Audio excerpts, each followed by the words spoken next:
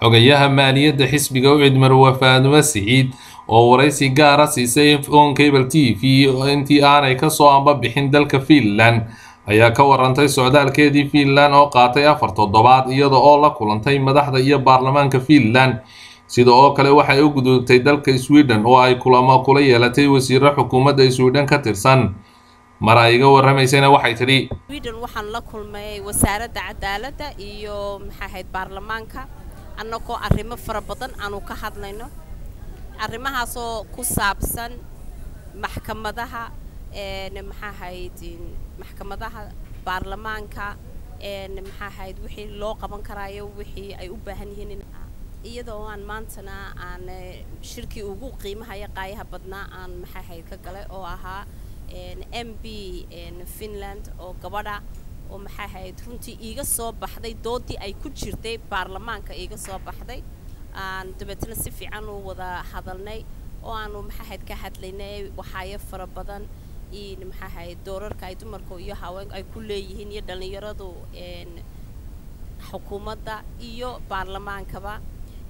shaqooyin fara badan oo aanu u baahanahay tababar fara badan oo u baahanahay xitaa aanu iska soo gaadhnayba inay iyadu laftarkeedu ay timaado oo ay Somaliland ay soo booqato oo aan imaka doonayna inaan ka shaqeyno sidii ay taasuna ay maxahayd u suurtageli lahayd insha Allah bismillaah kariim sidoo kale waxay ka warantay caqabadaha ictiraafka Somaliland hortaagan iyada oo ka warantay mooshin baarlamaanka Finland hor yaala iyo waxa hortaagan waxayna tiri Somaliland lagama hayo موفقيدي أو حاجة دولة الصوماليلان وحلاقة بحني هاي إني موفق تاجن أو بنان أو عد أو وجهن إني محايدين أي تدك تبدأ دولة ده تبدأ إني أسوق بيسو إما كوقت كان حاضر كحبض اللجوء كلامرمية وحويان الصوماليلان مفدرال بقاعدتي وكون استاجد يبقى محايد أي وليد تبتاجن تاي marka xabada waxa loo baahan yahay dawladda Somaliland inay mabda'eedii oo cad oo saxsan inay bixiso waxa kale oo weydiiyay waxa xisbiga uu cid u ballan qaadayo ummadda hadii uu ku guuleysto doorashada soo socda ee 2015 waxayna kaga jawaabtay Somaliland ama gudo ama dibad mid kasta ha ahaato waxaan ku ballan qaadaynaa inaynu maxahayd cadaalad taama hadii uu Ilaahay nagu guuleeyo maxahayd doorashadan waxa kaliya qof walba deeqa nin weyn nin yar gabadh islaan maxahayd inan yar waxa deeqda waa cadaalad gobolada oo dhan waxa isku keeni karaya raxmad iyo wanaag maxahayd ka dhex dhalinaya wixii qabyaalad tirtiri karayo waa cadaalad